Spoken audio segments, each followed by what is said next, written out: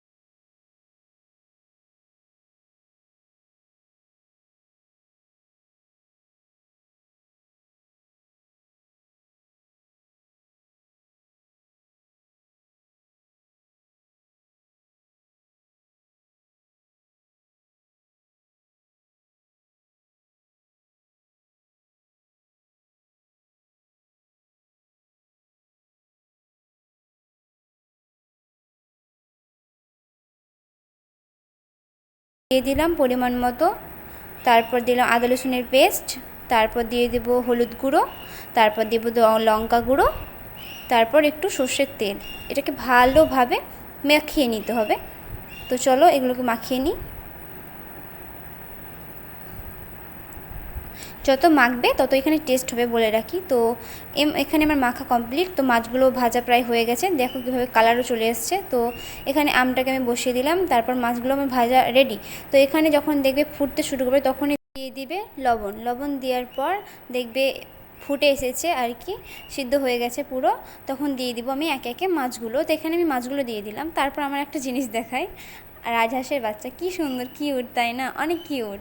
তো এগুলোকে একটু হালকা পাতলা করে দেখিয়ে নিলাম, অনেক ভালো লাগলো। তো ভাবলাম এদিকেও দেখিয়ে দিই। তো আমার এখানে মাছের ঝোল কমপ্লিট।